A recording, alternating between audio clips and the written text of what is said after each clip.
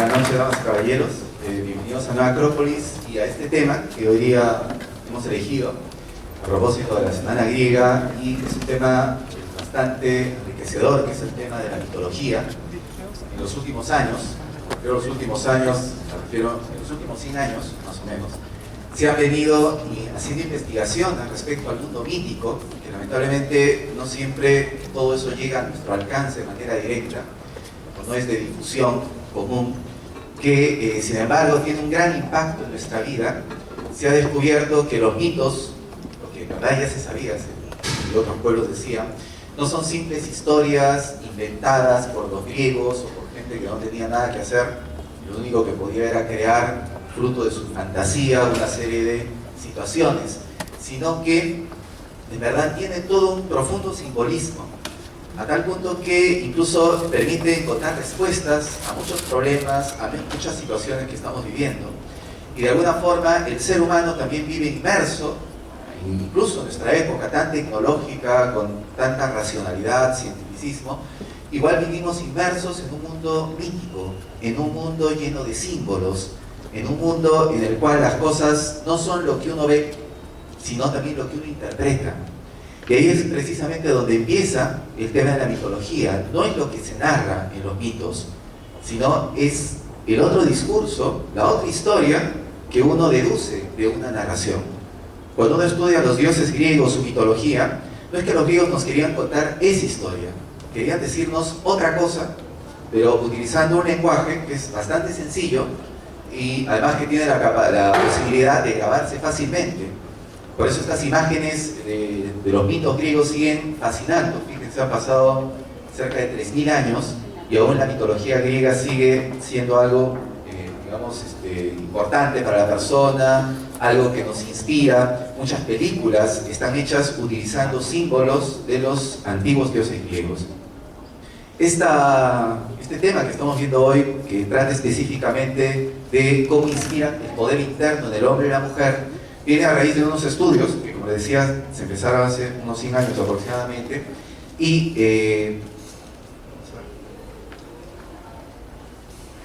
que justamente se empezó a explorar a través de una escuela, ¿no?, de psicología, que es la escuela de Jung, de Carl Jung.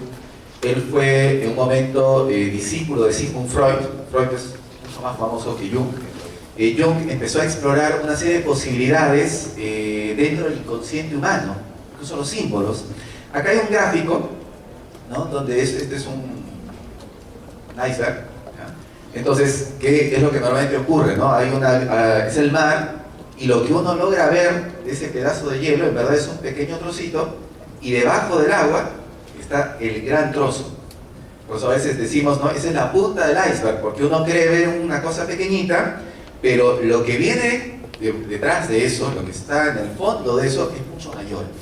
Entonces, esta imagen nos sirve para comparar lo que es el mundo consciente del mundo inconsciente, ¿no? Entonces, el mundo consciente es lo que nosotros tenemos ahora en este momento como presente. Se supone que estamos conscientes en esta actividad, en esta charla.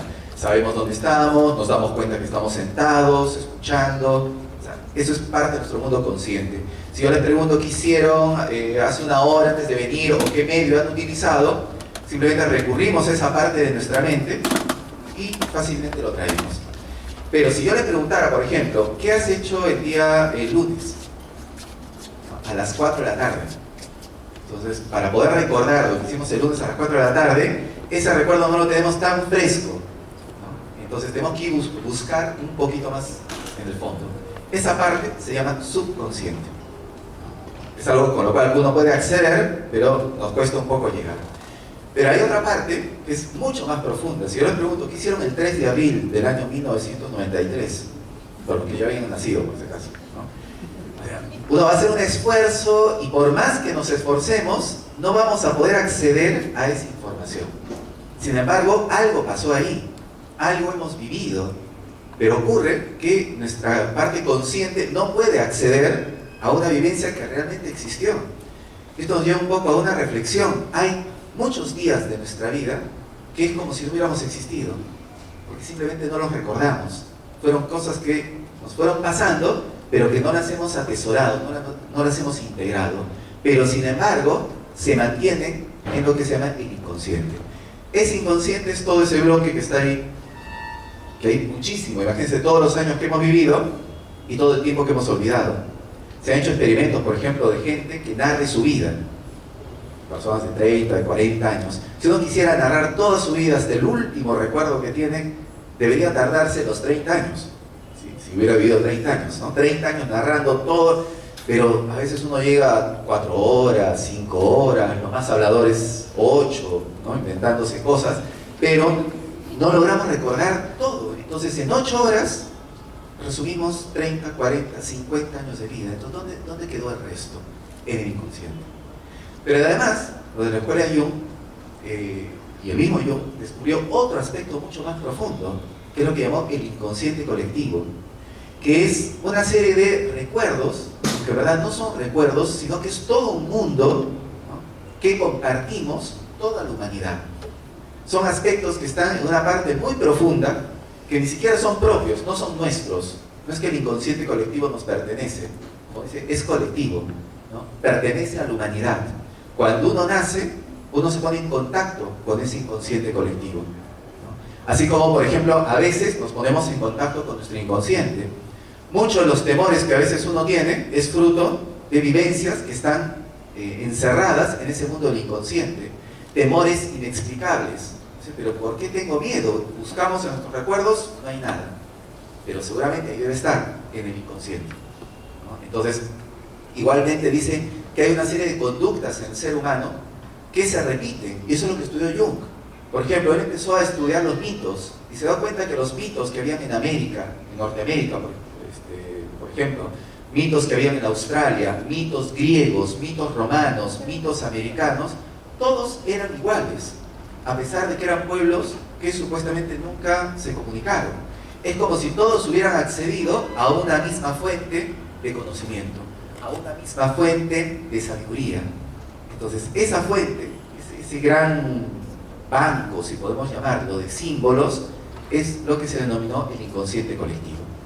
Y lo que ocurre en ese inconsciente colectivo, ¿no?, es que está lleno de símbolos. En el inconsciente colectivo uno se mueve por símbolos. En el mundo consciente existen los signos. O sea, en nuestro mundo consciente nosotros nos vamos a mover por signos. ¿Qué cosa es un signo? Algo que no tiene, digamos, es una figura que no tiene mayor trascendencia, no tiene mayor proyección. O sea, nos dice algo y ahí se acabó su mensaje. El símbolo nos dice algo, pero nos genera algo más, una incomprensión inclusive. Por eso hay mitos griegos, símbolos griegos o símbolos de muchos pueblos que nos atraen, pero uno no sabe qué cosa es. Entiende algo, pero como que no termina de entender. Entonces, más o menos como que estamos en presencia de un símbolo. Para entenderlo mejor vamos a poner algunos signos y van a ver cómo el mensaje es inmediato. Por ejemplo, estos son signos. O sea, acá el mensaje es bien claro. A la derecha, a la izquierda, giro obligatorio. O sea, no hay mayor interpretación, ¿no? Cuando dice giro obligatorio a la izquierda, uno no interpreta más, ¿no? ¿Qué me quiere decir las reglas de tránsito? Que yo me vaya por la política de la izquierda, o sea, ¿qué mensaje? O sea, no hay ningún mensaje, simplemente a la izquierda y se acabó. Ahí empezó el mensaje y ahí terminó. No trasciende, no va más allá. Ese es un signo. Acá hay más signos que deben conocer, ¿no? Ahora que está tan de moda. Uno entra y reconoce el signo, o sea, no es que ve la F del Facebook y se le abre todo un abanico de posibilidades en su vida, ¿no? Simplemente es un recordatorio, es un ícono, como se dice, una figura, pero que no dice más. Y puede cambiar. O sea, mañana pueden poner de otro color, se puede hacer una modificación. Es un signo recordatorio, nada más. No es un símbolo. Utilizando obviamente el lenguaje que mencionaba Jung, ¿no? A esto él denominaba signo y no símbolo. Acá hay otros más, ¿no? Con una casita, ¿no? Uno ve una flecha como esta y dice, ya, puede ser un download, ¿no? La descarga inmediatamente, ¿no? La lupa es una búsqueda, ¿no? El calendario es mi agenda, este pedazo de cinta es la película que voy a ver. Son signos, ¿no? Su mensaje y su interpretación no requiere mayor inteligencia, ¿no? O sea, cualquier persona lo puede comprender, ni mayor reflexión. Pero esto es algo más. ¿Por qué una persona cuando gana, es un ganador, por qué mundo abre los brazos. No solamente él, todo el mundo. Cuando alguien conquista algo, tenemos la tendencia a abrir los brazos. O alguna vez que hemos subido una montaña, cuando hemos conquistado la cumbre, pronto uno termina abriendo los brazos, ¿no? O sea, hay un aspecto medio simbólico en ese aspecto. ¿Por qué? Porque nos da una idea de libertad, de triunfo, de conquista, de elevación. Como un ave, ¿no? Porque las aves un poco que reproducen eso. Y de alguna forma el sueño del hombre también es volar, no solo en un plano físico, sino también en un plano psicológico, en un plano espiritual. A veces abriendo los brazos es como que uno quisiera elevarse, y a lo mejor no nos elevamos en lo físico, pero uno se siente elevado en lo espiritual, se siente elevado en lo moral. ¿Esta posición de qué es? ¿Qué está haciendo esta persona? ¿Asuntos contables? ¿Está resolviendo un problema matemático? ¿No? ¿Estudiando para un examen? No. O sea, la imagen es clara, o sea, nos produce... O sea, ¿qué debe estar haciendo esta persona? Meditando, nos da una idea de serenidad, de quietud. O sea, basta que nosotros veamos esto, la persona puede estar con terno, con cualquier traje, y lo asociamos a una meditación, a un estado de serenidad. ¿De dónde viene esta posición? ¿De dónde ha surgido? Y a veces nosotros sin conocer, esta es una imagen del Buda. El Buda, por si acaso, no es ese gordito que aparece en algunas casas, ¿no? Un chinito, todo. Ese no es el Buda, por si acaso. ¿Ya? Este es el Buda. ¿Ya? Y está en estado de meditación, con los ojos cerrados. Parece ser una posición modelo, o lo que de alguna forma en el lenguaje de Jung decían como un arquetipo, como un primer modelo. Hay formas que uno asume que parecieran ser las formas correctas para demostrar algo, así como cuando uno abre los brazos pareciera ser la forma correcta de la conquista, también esta forma pareciera ser la correcta para la meditación. Este hombre está rezando, porque cuando uno se pone de rodillas, ¿no? Uno lo asocia a una acción religiosa, pero sin embargo está agradeciendo. O sea, uno puede ver, está gritando, pero no grita hacia la tierra, ¿no? O sea, alguien mete gol y no está mirando hacia abajo. Es como que lo elevado, lo superior, está hacia arriba.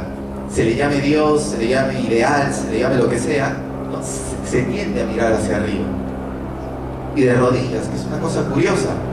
En una época en la cual mucha gente no cree en lo espiritual, sin embargo, asume ese tipo de conductas. Es lo mismo cuando una persona está orando, con este cuadro, aunque el acto de arrodillarse es como reconocer que hay algo superior.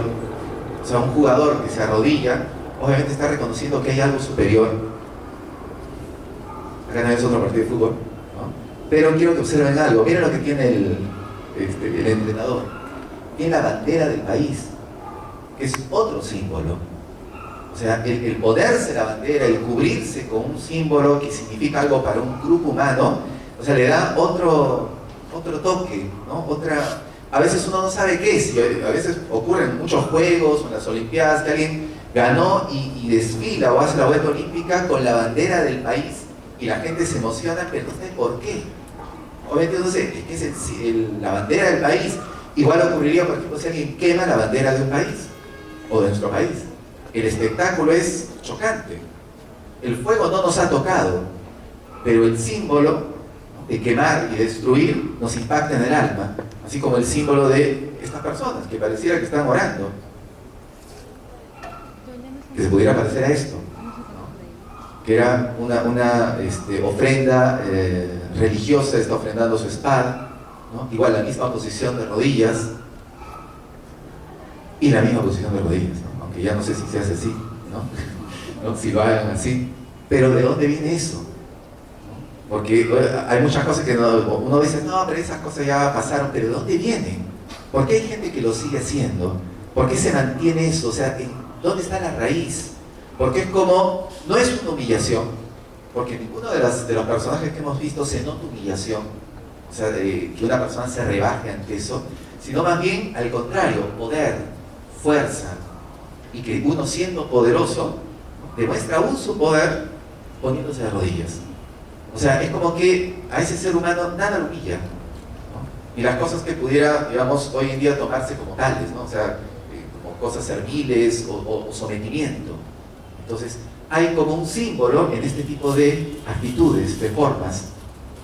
Bueno, y ahí no estamos hablando del anillo, que también es un símbolo también que existe muy antiguo, parece de origen etrusco, antes incluso que los griegos, el símbolo de la unión, porque el anillo no tiene principio ni fin, ¿no? Entonces ese es el símbolo de los vínculos, ¿no? Que se mantienen por siempre. Y hay un guerrero chino, ¿no? Que digamos, también asumiendo la misma posición. O sea, en todos los pueblos, como decíamos hace un rato, vemos ese simbolismo. O sea, hay algo que tiene la vida, hay algo que tiene, como decían en la filosofía de Jung o de los planteamientos de Jung. O sea, los símbolos, los mitos nos hablan permanentemente. Y ahora un tanto en esta charla justamente es mostrar estos dioses griegos, que los hemos clasificado en dos, ¿no? Digamos, femeninos y masculinos, y ver cómo ellos influencian nuestra conducta, cómo a veces uno sin darse cuenta está movido por esos arquetipos, porque así los llamaban, porque eran como esos modelos que ahí existen. Podemos vivir en una sociedad muy tecnológica, pero nos contactamos con ellos, así como estas personas. Probablemente nunca hayan estudiado simbología, la gente o un jugador de fútbol no se metió a una cátedra de mitología, sin embargo asume formas simbólicas, porque eso es inherente al ser humano. Todos queremos demostrar con símbolos algo, hasta cuando entregamos un regalo, nadie lo entrega directo así, uno lo envuelve, ¿no? Uno lo arregla, uno quiere simbolizar un afecto, una intención.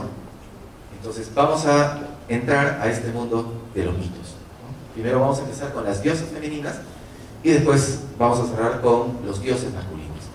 Entonces, bueno, para esta parte voy a invitar a la profesora Ana Sánchez, que ella va a hacer la parte femenina y después yo regreso para ver a los dioses masculinos. Decía Gonzalo algo muy importante, que existen ideas, valores que son eternos, que a través del tiempo no han cambiado los símbolos, las formas como nosotros lo conocemos, pero en realidad al ser verdades que son eternas y que también pertenecen a nosotros, los seres humanos, entonces se pueden perfectamente actualizar en esta época. Cuando vamos a hablar de los arquetipos femeninos, vamos a hablar de aquellos sentimientos o ideas más elevadas que nos inspiran a las damas. No es lo mismo ser hombre que ser mujer, ¿verdad? ¿Sí? No somos ni mejores ni peores por esa diferencia. En realidad somos complementarios.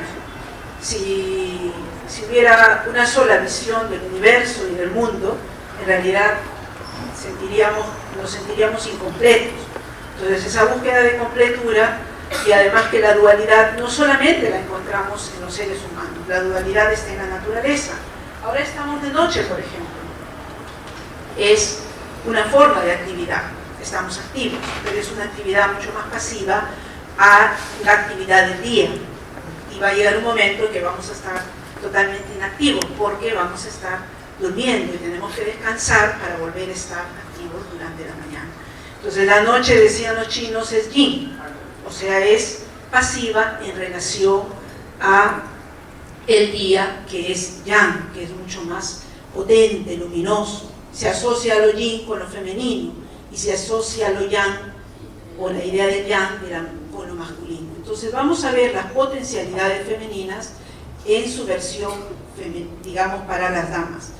Esas mismas potencialidades luego las va a desarrollar Gonzalo, pero en su expresión masculina. Y luego nos vamos a dar cuenta que en realidad son las mismas ideas, pero en el aspecto masculino o femenino. ¿Listo? ¿Empezamos? Entonces vamos a empezar con una divinidad griega que representa lo más importante que mueve el alma de la mujer, que es, a ver, ¿quién me dice? El amor, ¿no? Afrodita es la diosa del amor, ¿no? Y ella hace que nazca el amor, por la belleza de las formas. O sea que evidentemente nosotros, la belleza es el medio que hace que se despierte en nosotros el amor. Los seres humanos amamos lo bello, todos, o nos gusta lo feo.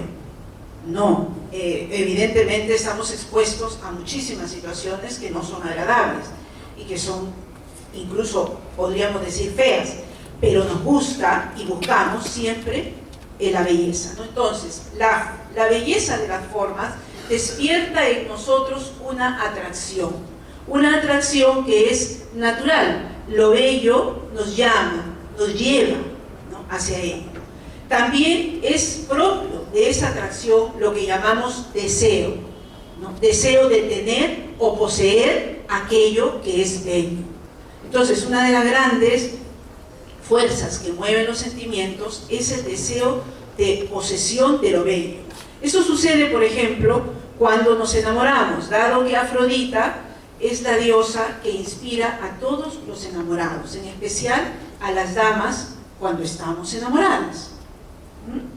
O todas las mujeres enamoradas están inspiradas por Afrodita, ¿no? O sea, y eso lo vivimos en muchas etapas de nuestra vida. Entonces, hay esa búsqueda de lo bello, queremos tenerlo, atraerlo hacia nosotros y queremos poseerlo.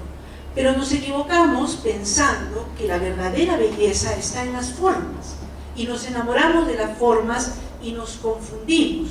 Luego las formas, como es natural, no son eternas, se desgastan y pierden su lozanía y su belleza, ¿no? Como en la naturaleza pasamos por el invierno, el otoño, y luego vuelve la primavera y podemos volver a ver flores, frutos. Igual pasa, ¿no? Igual pasa en los seres humanos. Entonces, es necesario que para conocer a Afrodita aprendamos a descubrir la diferencia entre el amor como algo externo que es provocado por la belleza y el amor como un aspecto, como una potencia espiritual.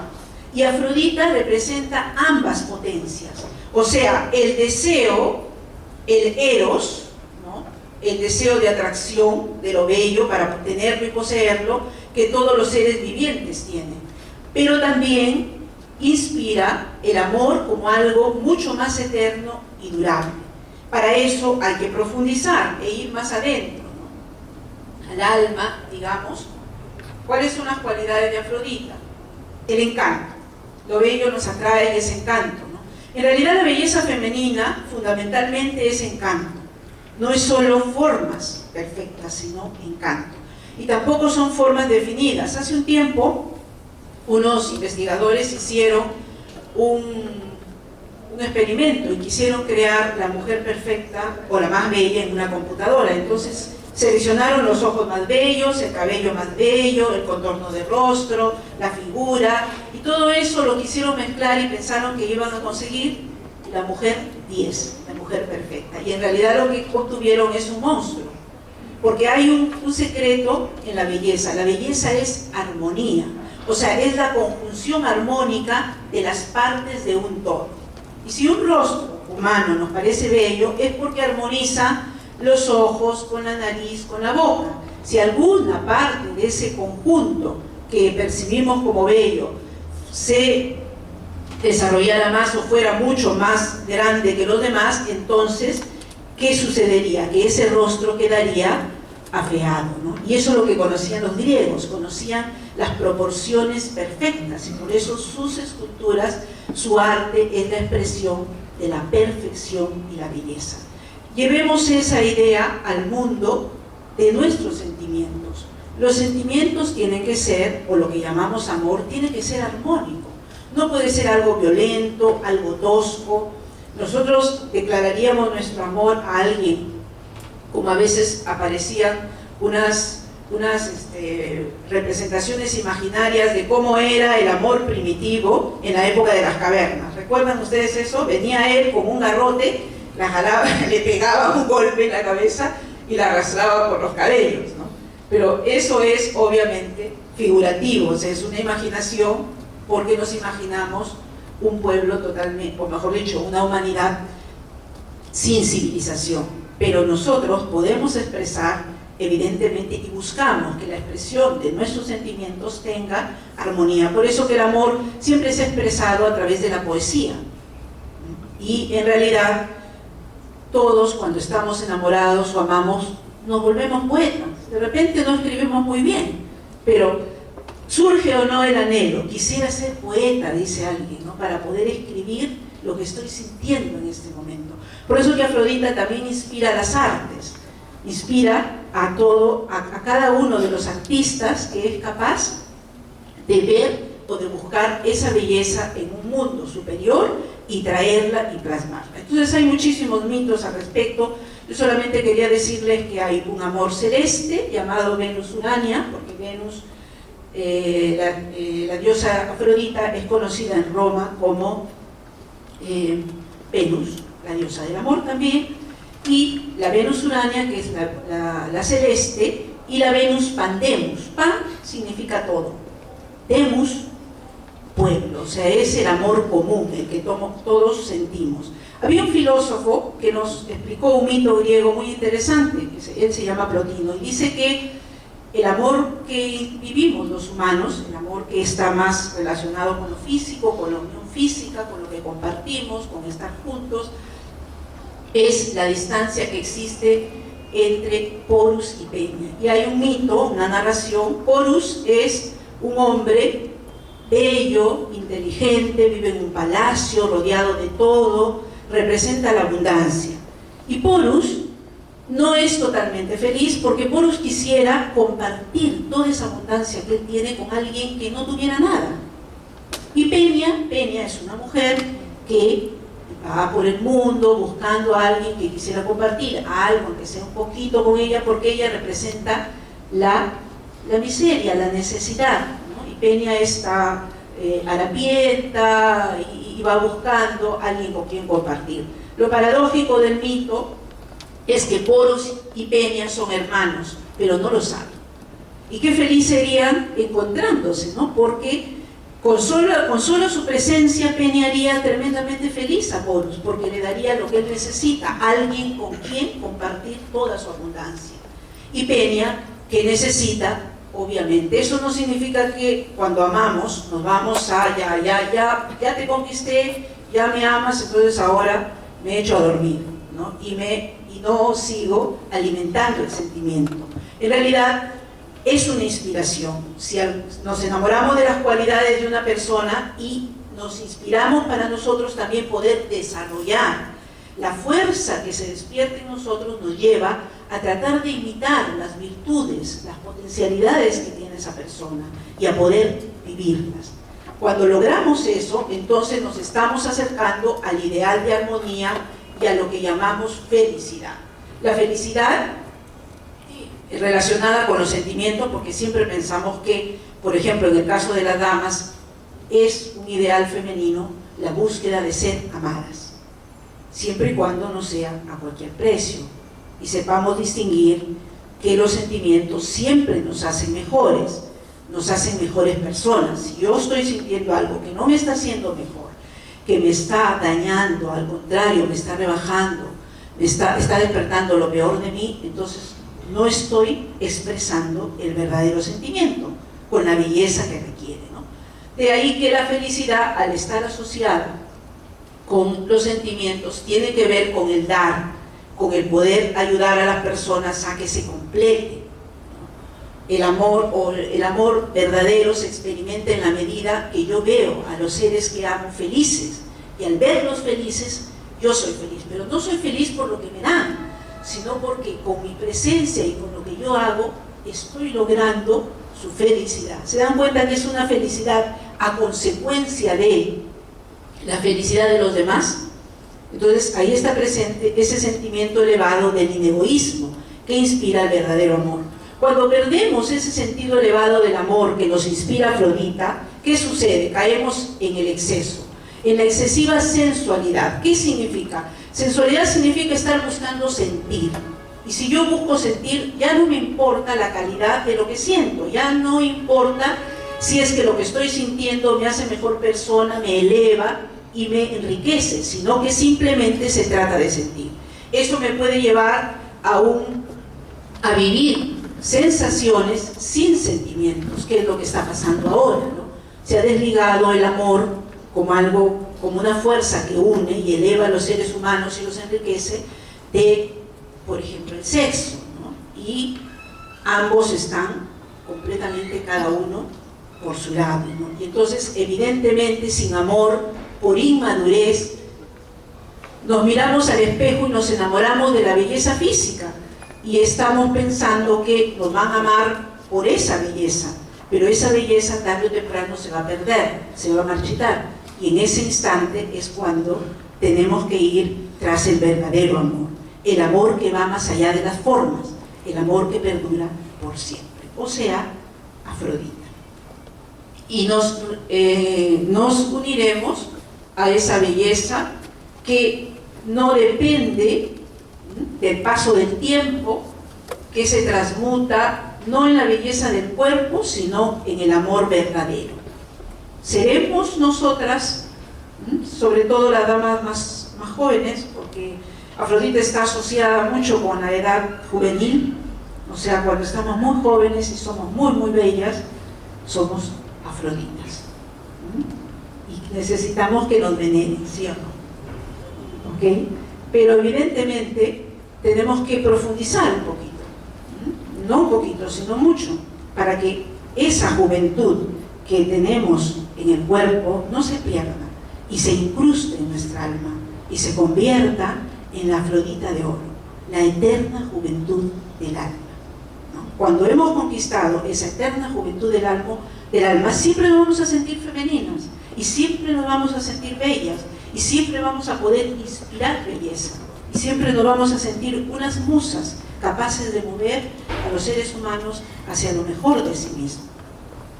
Entonces, aquí hay un pensamiento que recogí, justamente que sintetiza la idea que hablábamos hace un momento, ¿no? Que el amor, para que perdure, tiene que tener elementos espirituales, que puedan mantenerlo vivo, más allá del bien, más allá del mal, más allá de los momentos de gozo y los momentos de dolor. Porque la vida nos va a poner infinitas pruebas, porque la vida va a ser difícil, y si no podemos, el amor no puede pasar esas pruebas, entonces no va a trascender. Sin embargo, hay ciclos, y si se murió un sentimiento y ya dejó de estar, bueno, es hora de convocar a Afrodita y decirle que vuelva a nuestras vidas, a mostrarnos nuevamente el camino hacia ella, porque es parte de nosotros y puede y va a renacer. Siempre podemos amar con toda nuestra alma, siempre, siempre, no depende del cuerpo, depende del alma. Bueno, aquí hay unos modelos. Un ícono de belleza fue Marilyn Monroe, ¿no? Que ha sido a través del tiempo. Sin embargo, esta mujer que se sentía víctima de su belleza, porque en realidad ella quería que supieran que ella no solamente era un cuerpo bello, que pensaba, que además escribía poemas, que tenía una sensibilidad y que no quería acabar sus días sola.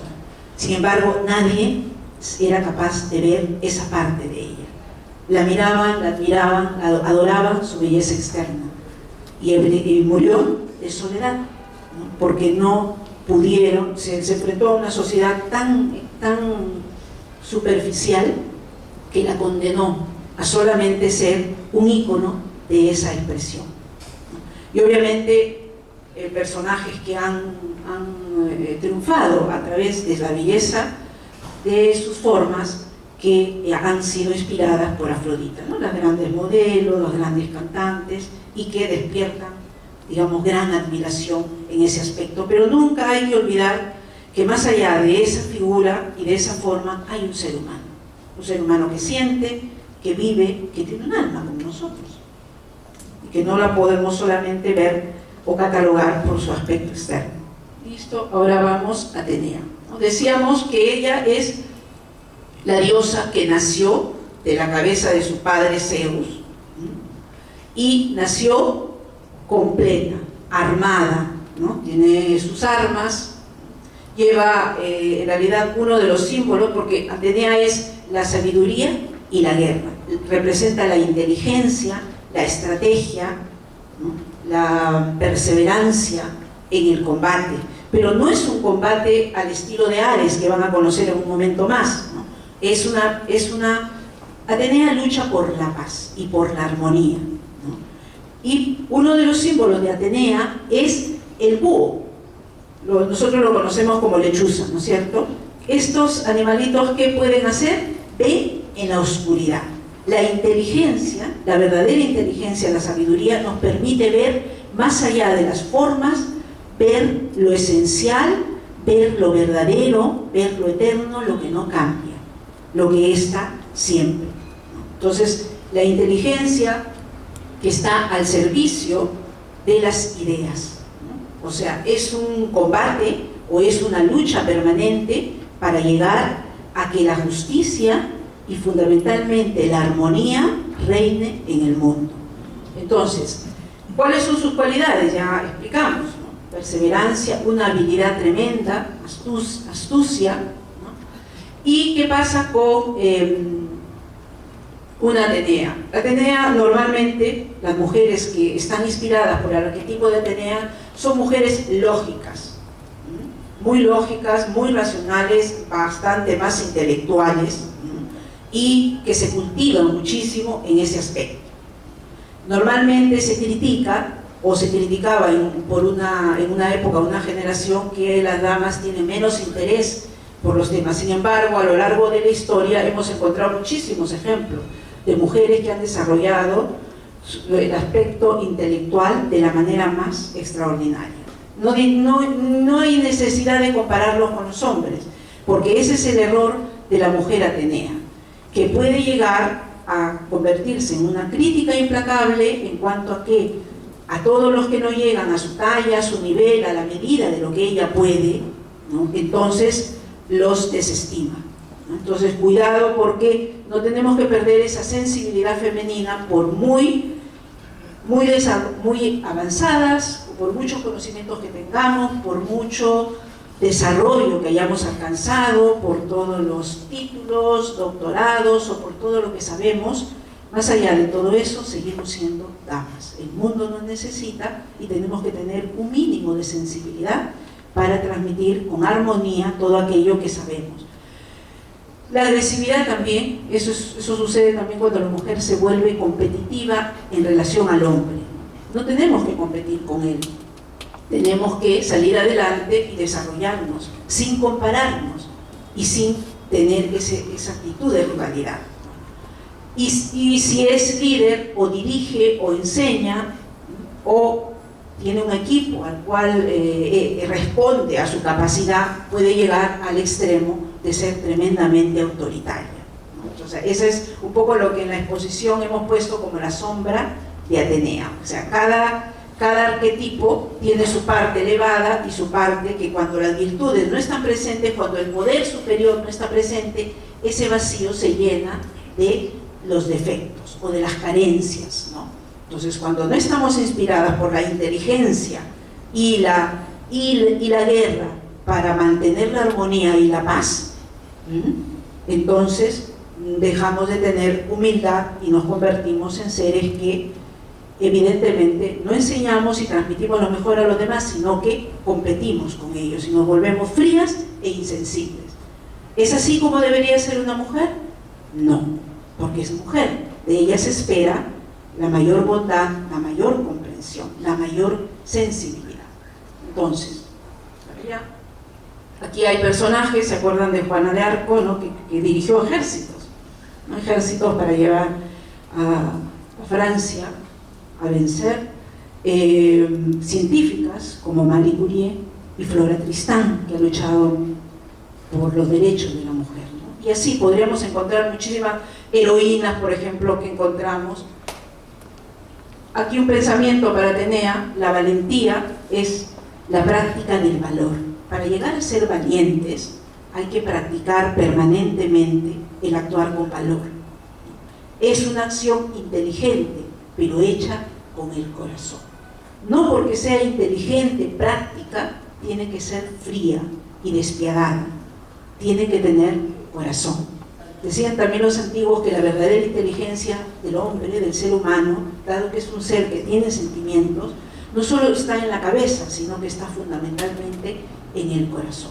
Entonces hay que hacer que armonicen cabeza y sentimientos, o mente y sentimientos, para poder encarnar el arquetipo de Atenea. ¿Sí? ¿Se comprendió? Ok, entonces ahora nos vamos para Deméter. Deméter representa la madre, ¿no?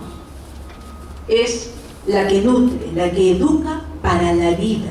Este es un rol fundamental que todos los seres humanos necesitamos. O sea, ningún ser humano, porque las otras especies de la naturaleza nacen, se desarrollan y solitas se valen por sí mismas. El ser humano no puede.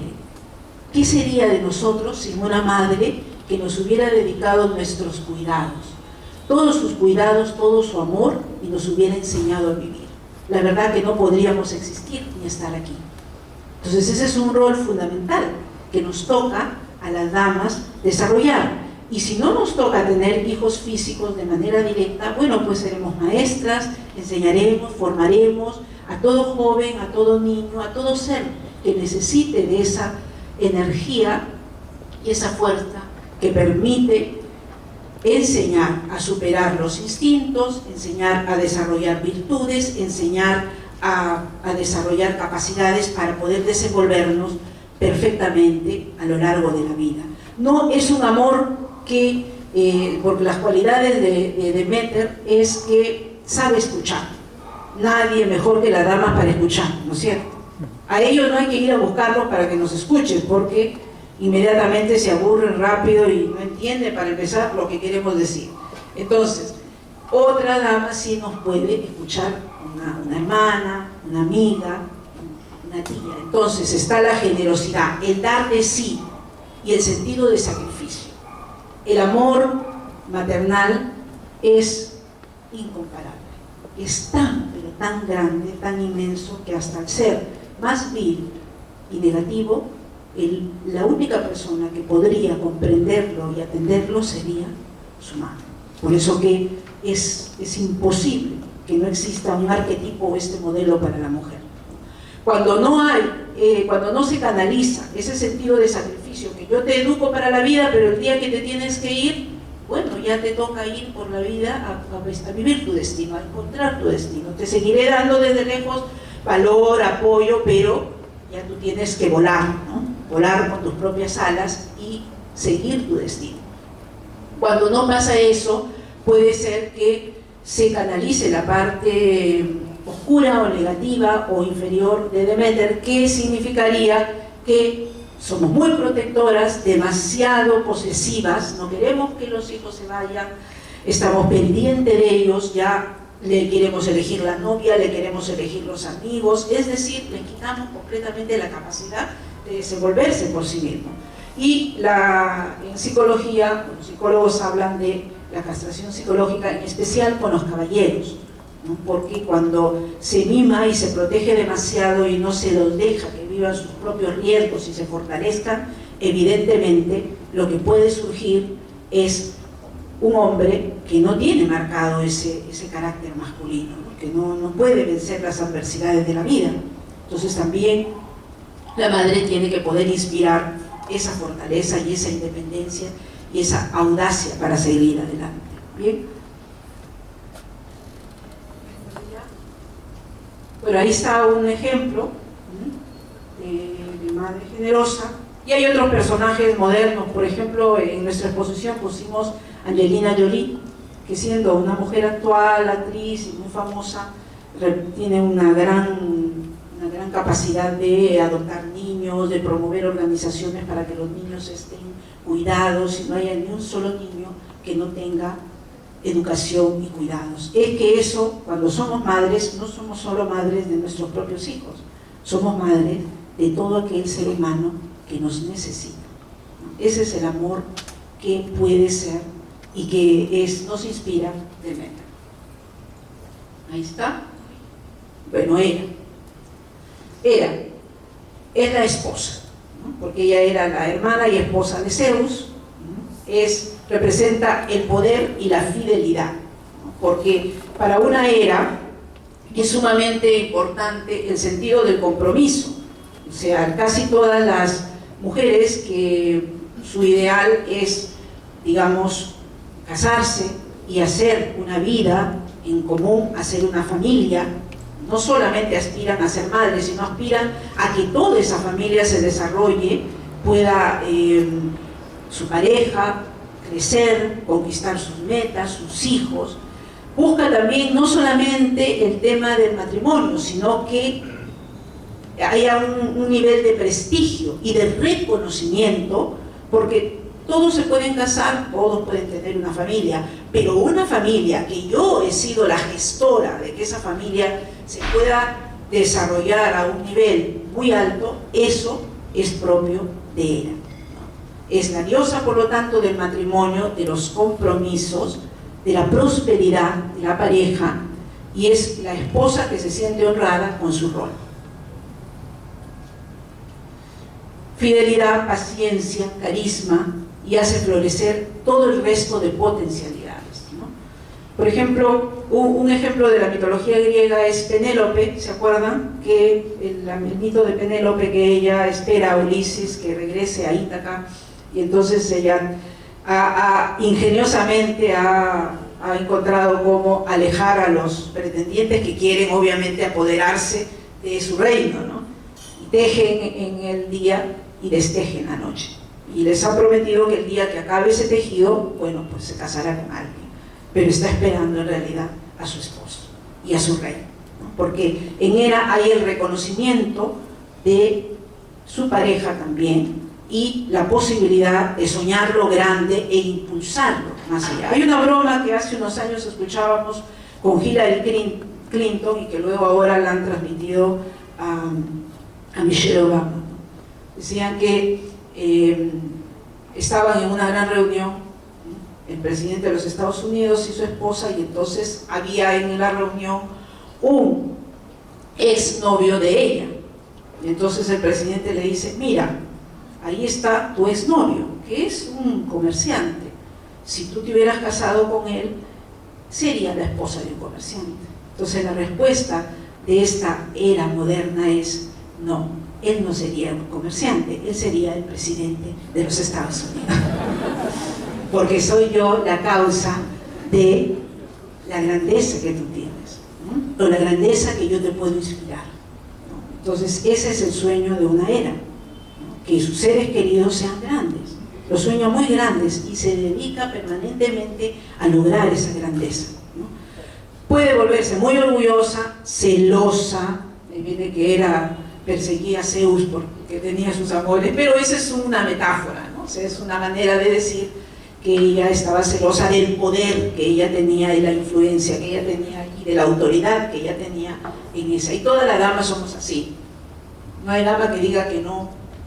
Apenas le dicen algo y voy a hacer esto, levanta los ojos, una mirada, como que ¿qué pasa? ¿Por qué? ¿Qué está sucediendo en mi reino? Somos un poco reinas cuando actuamos así, ¿no? Y por eso hay esposos que le dicen a sus esposas: mi reina, porque ella aceptó pues que ella decide, y si ella no está de acuerdo, bueno, pues van a haber problemas y va a haber guerra. Y bueno, son mujeres que han estado al servicio del poder, ¿no? Ellas no es que son la representación máxima de la autoridad, pero su presencia genera, influye y son poderosas, ¿no? ¿Okay? Entonces esa es la representación que podemos tener. Efectivamente hay un rol social, hay un rol político, hay un protagonismo, ¿no? De participar y de influir. Entonces ella representa eso, la esposa, el compromiso no solamente con su familia, con su esposo, sino con la sociedad, con el mundo, para que ese mundo alcance sus más grandes ideales. Y bueno, con esto termino. Ha sido un placer estar con ustedes. Muchas gracias. Vamos a continuar. Bueno, vamos a empezar con Dionisios, este dios que tiene medio mala fama que le hemos hecho nosotros, porque no era así. Es conocido como Baco, que vienen las famosas bacanales, que eran unas fiestas religiosas, no eran las bacanales de hoy en día, aunque se piensa, aunque se imagina. Y este Dionisios es un dios muy joven, era el dios del enteos, como ayer también se mencionaba, del entusiasmo, ¿ya? Pero el entusiasmo entendido en el sentido de una especie de acercamiento a lo divino, porque en verdad eso es lo que significa la palabra, ¿no? O sea, el origen de la palabra es eso, aquel que está siempre en lo divino, está permanentemente motivado. Pero obviamente cuando ese entusiasmo no se logra, cuando uno no logra un contacto con su parte más espiritual, con su parte más elevada, entonces necesita otras formas de entusiasmarse, porque por sí solo no puede. un Dionisios, o el mismo dios Dionisios, representaba justamente ese entusiasmo y de alguna forma una eterna juventud. Y de ahí incluso el vino, que está asociado, ¿no?, a su símbolo, y la vid que es el fruto propio también de Dionisios, era el símbolo de la sabiduría. Y era como una especie de bebida mágica que uno lo tomaba y que a uno le permitía entrar en contacto con un mundo diferente. Entonces, la experiencia dionisiaca es una experiencia, ¿no?, digamos, de contacto con los sentidos. Es una experiencia de alegría. Cuentan que las fiestas dionisiacas eran así. Un ejemplo de fiesta dionisiaca, por ejemplo, son los carnavales. O sea, el carnaval donde la gente sale, baila, se mueve. Eso viene precisamente de estas festividades en honor a Dionisios, porque es, digamos, expresar la alegría de estar vivos, porque eso es lo que representa un carnaval. El disfrazarse, el que no hay reglas, no hay reyes, es un momento de expresión dionisiaca. Entonces, son contacto con los sentidos, pero también, como decíamos, es un Dios que se contacta con lo espiritual. Dicen que Sócrates tenía este tipo de experiencias dionisiacas, porque él entraba en contacto con ideas superiores. Cuentan que a veces él iba caminando por la calle y de pronto se detenía y podía estar 1 hora, 2 horas conectado con sus ideas. Y uno le iba a preguntar, ¿qué estabas haciendo, Sócrates, ahí detenido? Y él decía, es que mi daimon, mi genio, me estaba dictando cosas. Porque él afirmaba de que su sabiduría no era propia, sino que había un daimon, un ser que le inspiraba y le dictaba lo que él sabía. Entonces, esa era una experiencia de tipo dionisiaco, una especie de comunicación con lo espiritual. Nos puede haber pasado de pronto yendo a algún viaje, cuando uno va a visitar un lugar muy hermoso, nos viene una experiencia también de tipo dionisiaco. O sea, uno contempla, no sé, desde la cumbre de una montaña y de pronto siente una plenitud y una alegría inmensa, una dicha, y uno se olvida de todo lo demás. Es como una desconexión que uno tiene, porque eso es lo dionisiaco, una desconexión con lo cotidiano y una conexión con lo espiritual. Cuando no se logra esa conexión con lo espiritual, decíamos, uno busca otra forma de estímulos. Por eso la sombra de Dionisios son los excesos producidos por el alcohol, las drogas, ¿no? Entonces, por eso la gente a veces que consume drogas, como que siente que está pues en otra dimensión, ¿no? De pronto fuma algo y cree que ve a Dios y que todos son perfectos. Entonces ese tipo de emoción es como la parte oscura de lo dionisiaco. Al no poder elevarse, al no poder contactarse con otro tipo de ideas, se busca ese estímulo. Porque es curioso, porque la gente cuando va a una reunión busca beber, o sea, busca algún tipo de estímulo de cualquier forma. O sea, siempre queremos sentirnos a lo mejor en un momento diferentes, queremos entrar en contacto con otra realidad. Entonces, al no saber cómo hacerlo, se recurre a lo más común. Aunque enseñaba precisamente de que hay formas de poder elevarse. Cuando veíamos la imagen de la gente que meditaba, de alguna manera eran formas también de elevación. Ahora, yo no digo que cuando uno vaya a una fiesta se ponga a meditar, obviamente ahí no vamos a lograr nada, ¿no? Ni meditar, ni divertirnos. Pero no considerar que esa es la única manera. Y en el caso de los hombres, ¿no?, cuando hablamos de los dioses, también la idea es un poco el tema de ir integrando, o sea, ir integrando estos arquetipos también a nuestra vida.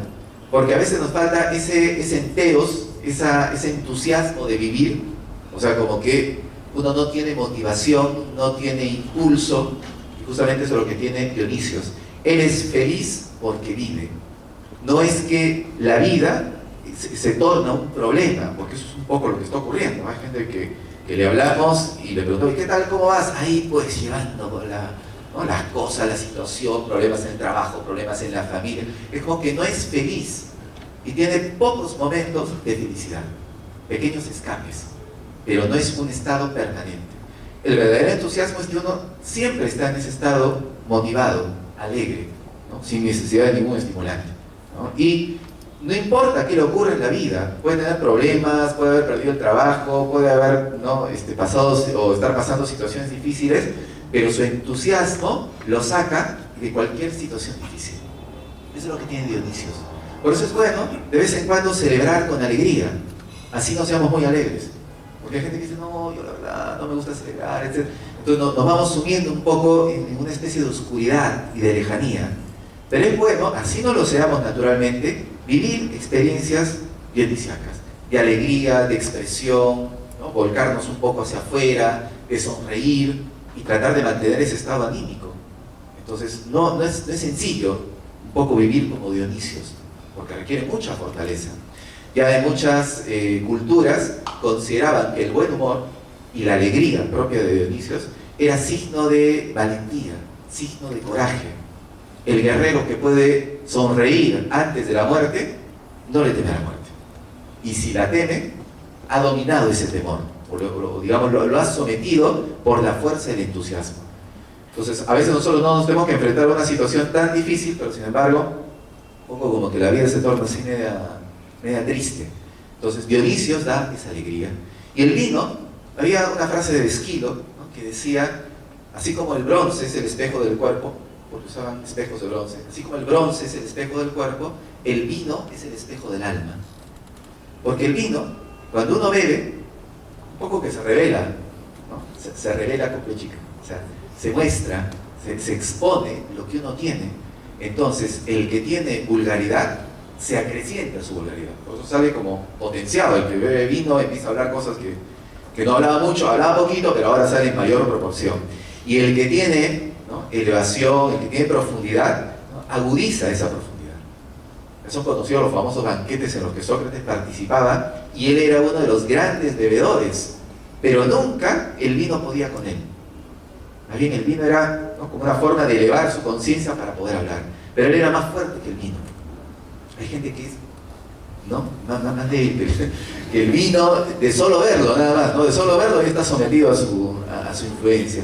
Y en verdad lo dionisíaco no debe ser así, no es que me somete, sino que utilizo esa fuerza, ¿no?, en pos de algo superior, en pos de algo mejor. Entonces esa es la fuerza de Dionisios. Entonces, los hombres dionisíacos, que encarnan este arquetipo, naturalmente son muy alegres, ¿no?, de una alegría contagiosa, siempre están impulsando, moviendo. Puede pasar una situación, no sé, se malogró el carro, se quedó uno en la pista, lo secuestraron, y ahí están, ¿no?, el Dionisio con ánimo, ya me van a venir a rescatar. O sea, él no pierde la esperanza de que las cosas sean mejores, y ese estado lo mantiene una especie de juventud interior, ¿no?, de fuerza interior, de frescura.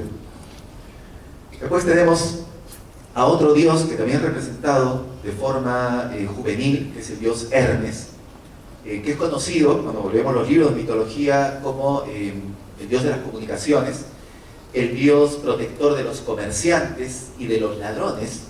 También se dice, ¿no?, porque no dice, bueno, o sea, obviamente no es que la banda de sicarios hoy día le reza o le pide algo a Hermes, ¿no?, sino que él de pequeño también cometía ciertos actos de robo, más por un tema de astucia que por el robo en sí. O sea, es el tema de Hermes, es la astucia para obtener las cosas. Entonces, cuando, digamos, Hermes actúa, y además por otra razón, ¿no?, Hermes era un dios que siempre se movía mucho, por eso tiene alas en los pies. Entonces, Zeus lo consideró para que se convirtiera en el mensajero de los dioses. Entonces, es un dios que comunica a los hombres con el mundo espiritual. Era el que conducía a los hombres después de que habían muerto. Entonces Hermes estaba a cargo de la conducción de las almas después de la muerte. Entonces es un dios que conduce, por eso aparecía en los caminos. Entonces todo caminante, todo viajero, antes de emprender, ¿no?, un peregrinaje, se encomendaba a Hermes. Aparecía en las encrucijadas de los caminos, o sea, justamente donde uno tiene que tomar algún rumbo, porque hay que decidir, y hay que decidir con inteligencia. Hermes representa la inteligencia, es el famoso Mercurio también en la mitología romana, y es el de mente veloz, no solo de movimiento veloz, sino de la mente veloz, la mente ágil, que se mueve de un sitio a otro con mucha facilidad. Entonces, está en relación con las comunicaciones. De alguna forma, quienes encarnan a Hermes es gente muy comunicativa, se comunica por cualquier medio, ¿no? O sea, antes de internet ya estaban comunicados, ¿no? O sea, no es la novedad, ¿no? Ahora más bien va a profundizar, ¿no?, o va a extender esa comunicación, lo hace a través digamos, del contacto personal. Es una persona que de frente viene y nos entabla conversación a lo mejor, y nos conoce, nos cuenta cosas, y siempre puede resultar agradable escuchar a un Hermes, y siempre es muy veloz. Pero a veces es tan veloz que ya ni siquiera está cuando nos está hablando, o cuando lo estamos hablando. Empezó a hablar todo y uno empieza, qué interesante esta persona, y de pronto se fue, ¿no? Y está en otro tema, en otro lugar, y ese es un problema, porque quienes un tanto siguen, o digamos están bajo este arquetipo, a veces tienden a la superficialidad. En su afán, ¿no?, de comunicación, no logran profundizar. Entonces se quedan siempre en lo exterior. Se satisfacen con el contacto rápido, inmediato, veloz, pero no van más allá. También Hermes inspira de alguna forma a los, digamos, conquistadores, exploradores. Dicen que un hombre típico Hermes fue Marco Polo. Recordemos que Marco Polo era un comerciante, ¿no?, genovés, se va hasta China, la famosa ruta de la seda, ¿no? Entonces, y todo lo que él logra descubrir, o sea, no solamente es el tema del comercio, sino es el tema de entrar en contacto con otros pueblos, con otras culturas, es descubrir. Un hombre Hermes cuando viaja es feliz, porque hay hombres que cuando viajan no son felices, ¿no? O sea, quieren llegar al hotel, ¿no?, y ya irse rápido y que todo esté muy programado. Hermes sale a explorar, él sale sin mapa, ¿no? En cambio, hay otros hombres que no, como vamos a ver el Apolo, ¿no? El Apolo tiene que estar todo planificado. Pero Hermes quiere buscar, quiere explorar. Es muy parecido a Dionisios en el sentido de exploración. Lo que pasa es que Dionisios explora los sentimientos, Hermes explora la mente. Entonces son muy curiosos. Incluso hay gente que lee mucho, pero a veces lee un poquito de todo. Un poquito de allá, un poquito de allá, un poquito de allá. Sabe de todo, un poquito, ¿no? Nada en profundidad. Su curiosidad es tremenda, ¿no?, para, digamos, querer obtener información.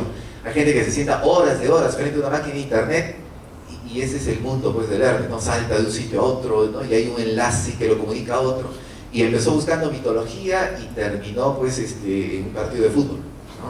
O sea, con cosas que no tienen nada que ver, porque su mente es a veces muy distractiva, o sea, se va rápidamente porque viaja. Entonces necesita un aspecto, de alguna forma, una medida de poder concentrarse, de poder fijar las cosas. Entonces, y además tiene una característica muy interesante Hermes, que como comunica, puede incluso transmitir muchas ideas y muchas cosas valiosas.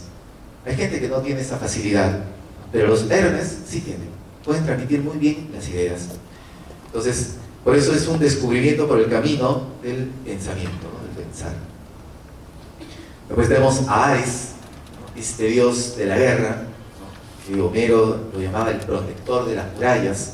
Y hay una oración homérica que, porque a veces a Ares se lo muestra como un dios sangriento y sediento de violencia.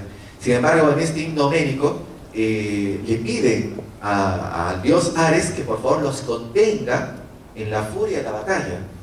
O sea, no que los impulse, ¿no?, a desatar la furia, sino que contenga la furia. Entonces, Ares era un dios precisamente de la guerra, es un dios batallador, siempre está peleando, siempre está luchando. Y su impulso a veces lo lleva a cometer excesos, a cometer errores.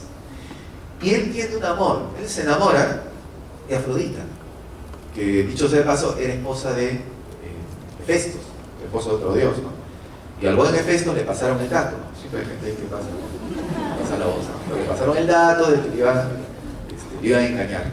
Y Hefestos, que era un artesano muy hábil, construye una trampa para capturarlos a los dos y exponerlos ante los dioses. Efectivamente eso hace, ¿no? Captura a los dos. Pues hay varias historias que sí se repiten, ¿no? Hay varios Hefestos así que están a la... ¿no? Bueno, ahora ya no es una red ingeniosa, de pronto es una cámara, es un aparato colocado por ahí, ¿no?, para captar el momento exacto, ¿no?, de la infidelidad.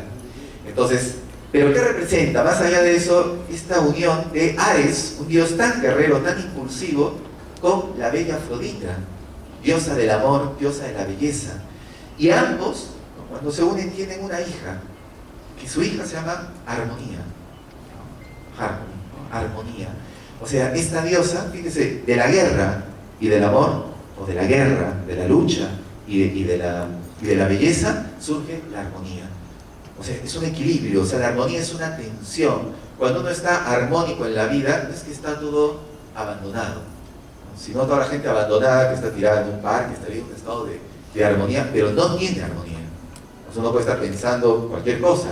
La armonía es una especie de tensión en que uno lucha, pero hay belleza en la lucha. Entonces hay un amor por lo bello, porque es hermoso luchar por las cosas bellas. Cuando una causa es justa, vale la pena luchar. Muchas veces nos hemos enardecido a lo mejor ante una injusticia. Cuando uno se molesta ante una injusticia y quiere restablecer el orden, ahí está apareciendo de alguna forma Ares, por lo menos en la parte de la furia. O sea, quiere restablecer el orden, quiere que vuelva la armonía, quiere que otra vez lo bello pueda imperar. Entonces la gran lucha de Ares es por imponer lo bello, por imponer la armonía. Entonces es un dios que más bien incita al combate interior. No es a buscar un enemigo, no se trata de buscar un enemigo hacia afuera. Entonces quien tiene un carácter tipo Ares, que son, ¿cómo se expresan este tipo de hombres? Por ejemplo, son aquellos que les gusta el deporte, les gusta la danza, las artes marciales. Mucha gente que se inclina a las profesiones militares tiene el arquetipo de Ares, no porque, o sea, jamás ocuparía un puesto en una oficina, ¿no? O sea, un Ares sentado llenando papeles, eso no es. Un Ares en una biblioteca investigando su simbolismo, ese no es un hombre Ares, ¿no? Ares está en la acción, Ares está moviéndose, Ares está buscando algún tipo de desafío. Es un hombre que no se rinde, es un hombre que siempre va hacia adelante. Ve un obstáculo, ese es el estímulo que él está buscando. O sea, no decae por eso. Entonces es interesante este arquetipo para nuestra época, porque obstáculos tenemos pero todos los días. Y más bien a veces viene el obstáculo y es una razón más para venirse abajo. O sea, no se puede luchar, este mundo cada vez está peor, me voy a otro lado. Entonces cuando en verdad necesitamos enfrentar, ¿no?, las situaciones, encararlas, pero saber luchar con inteligencia. Porque dicen que a veces también a los hombres Ares, ¿no?, tienen mucho impulso, pero poca inteligencia, ¿no? Quieren luchar, pero falta un poco la dirección. Entonces, esa es, digamos, un poco la característica de Ares. Y representa un poco la fuerza del coraje. Esta palabra es interesante porque coraje, ¿no?, coragere, ¿no?, del latín, que significa actuar con el corazón. O sea, Ares actúa con el corazón, con los sentimientos.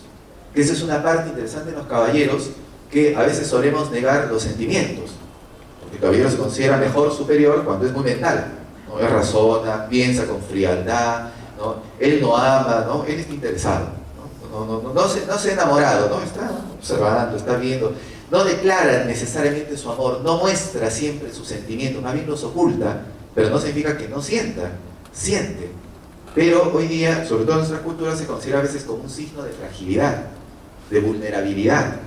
Ya no solamente entre hombres, también en el mundo femenino, ¿no? O sea, que si uno muestra su amor, es como una fragilidad, es un punto débil. Cuando en verdad la fuerza viene del sentimiento. Obviamente no estamos hablando de aquel que se mata de amor, ¿ya? Aquel que se cae, tira de rodillas, le viene una depresión porque no es amado. No estamos hablando de eso, sino de que el amor es fuerte, el amor abre camino y el sentimiento se expresa. Ares es un hombre que expresa sus sentimientos y los tiene que decir. O sea, hay gente que a veces cuando ama, lo escribe en un árbol, lo escribe en la pared, no tiene ningún problema. ¿Estás enamorado? Sí, por ese problema. O sea, no le incomoda, no le asusta amar, porque es un guerrero. Él va más allá de eso. Él sabe que el amor es una fuerza, porque el verdadero guerrero lucha por amor. El que no ama, no lucha por nada. También se va a querer proteger de todo. En cambio, el que ama, ese sí tiene una generosidad impresionante. Por eso dice que Ares siempre es un buen compañero, ¿no?, con todos, ¿no? Siempre ayuda al débil, pero en su parte sombría puede abusar de su fuerza.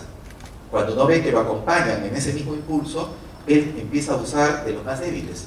Entonces ve muchos, ¿no?, a veces en situaciones, por ejemplo en los colegios, de pronto un típico entrenador deportivo, y que de pronto tiene Ares y maltrata a los más débiles, o al que no tiene condiciones físicas.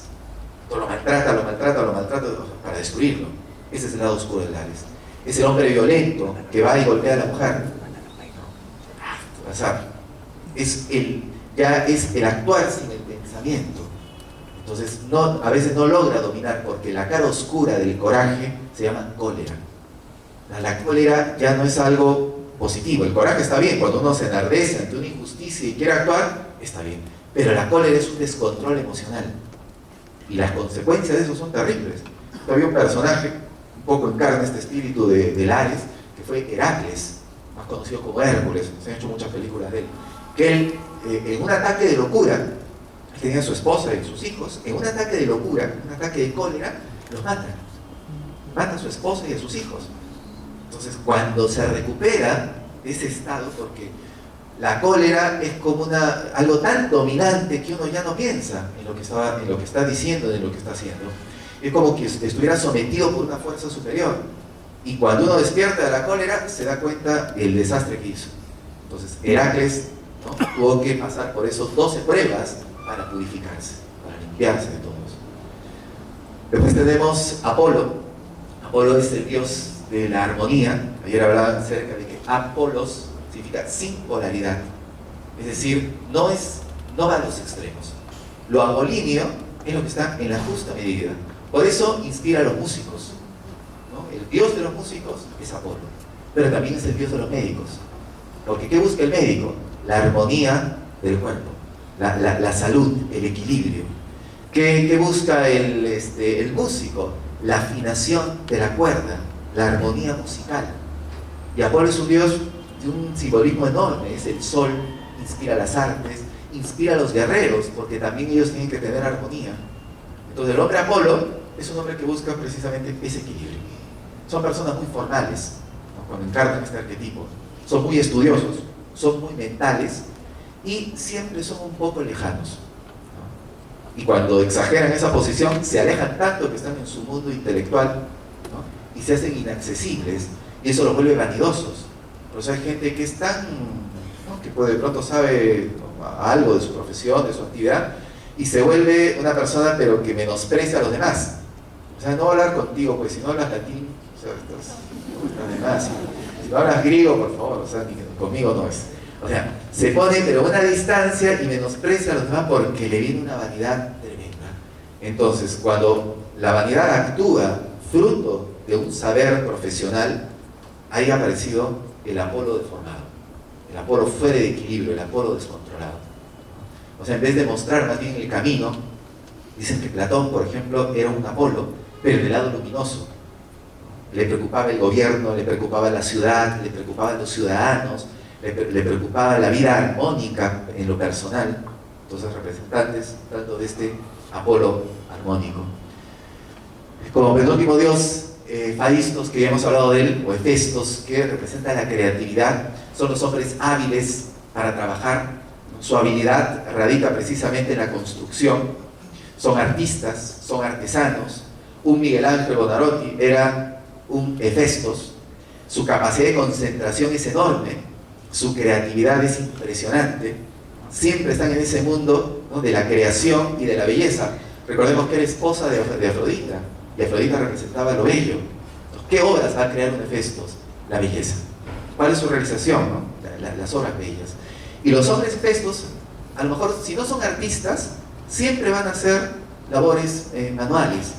A veces no dicen mucho porque suelen ser introvertidos, pero demuestran todo con, no sé, con arreglar algo, arreglar un aparato, hacer un obsequio de manera manual. Hay hombres Hefestos que de pronto hacen hasta un origami, estas figuras con papel, y lo regalan. O sea, ese es un hombre Hefestos. No todo el mundo lo hace. Hay gente que dice, por favor, no vas a arreglar eso, ¿no? O sea, le parece poco. Pero para el hombre Hefestos es su obra, su acción. Hay hombres que en casa arreglan todo lo solucionan, todo arreglan por aquí, por allá, el carro, la cañería, y siempre están buscando forma, y su vida profesional no tiene nada que ver. Si se hubieran puesto a estudiar gasfitería, hubieran sido a lo mejor geniales, ¿no? De pronto son médicos, arquitectos, no tienen nada que ver, y de pronto son súper hábiles en lo que están haciendo, ¿no? Grandes gerentes llegan el fin de semana y se ponen a trabajar en su taller de carpintería, a hacer pequeñas creaciones. Es el hombre Hefestos, ¿no? Es el hombre creativo, ¿no? Es el hombre que necesita transformar. Y él era feo, encima. Ahora no significa que todos los feos, ¿no? Pero justamente ese contraste, ¿no?, entre lo feo, ¿no?, y cómo puede lograr la belleza. Cómo la belleza no está en lo exterior, sino es algo que brota de algo mucho más interno. Y finalmente tenemos a Zeus, que, bueno, en esta apretada síntesis dicen que es el ideal del hombre. O sea, el hombre toda su vida debería reunir los otros arquetipos, y cuando logra reunirlos a todos en una sola, ¿no? en una sola experiencia, se ha convertido en un Zeus, en un rey, en un gobernante. Porque el gobernante es alegre, es entusiasta, es guerrero, es comprensivo, es medio mago porque transforma las cosas como un Hefestos, es la realización de un hombre. Y esto no tiene que ver solamente con un tema de la madurez en la vida, también es algo que uno puede pretender llegar, porque de alguna forma el tener dominio, el tener preocupación, porque dicen que los Zeus se preocupan por la gente, ¿no? Incluso impulsan a otros más jóvenes a que conquisten lo que él logró. Entonces es un buen mentor, es un buen maestro, pero cuando viene el lado oscuro se vuelve un tirano. Entonces hay gente que nunca cuenta sus secretos, quiere mantener a todo el mundo por debajo de él, ¿no? De pronto alguien destaca y ¡pum!, hay que cortar la cabeza, ¿no? Este personal es problemático, ese alumno pregunta demasiado, ¿no? Entonces lo quieren separar porque no puede ser, no pueden alcanzar su altura. Hay un solo rey, pero el Zeus luminoso más bien observa a esos que son diferentes, a esos que son mejores, y les tiende la mano y los ayuda a crecer. Y él en ese proceso crece también. Justamente el mediocre tiene miedo de compartir porque sabe que si da un poquito de lo que sabe, lo superan inmediatamente, porque lo que sabe no vale.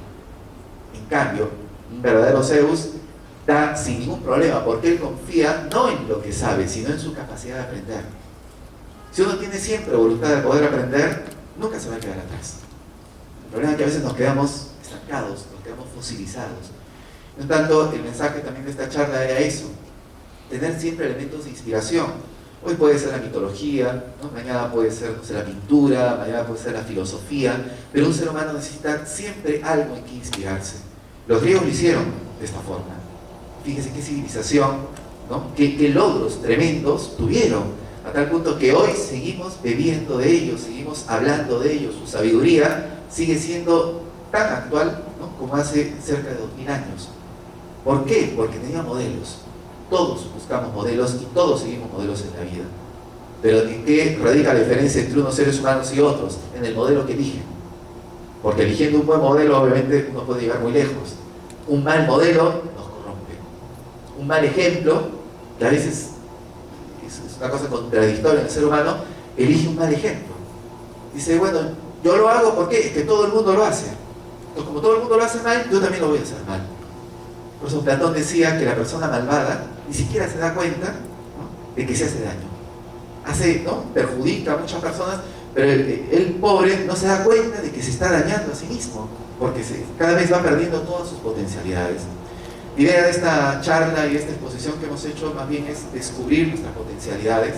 Es una puerta, en verdad estamos abriendo un primer camino para conocernos y queríamos en verdad compartir esto que nosotros hacemos acá en Nueva Acrópolis, de abrir esos caminos luminosos. Creo que ya estamos hartos a veces de que nos hablen tanto de malas noticias, dificultades. Uno prende la radio y todo es malas noticias.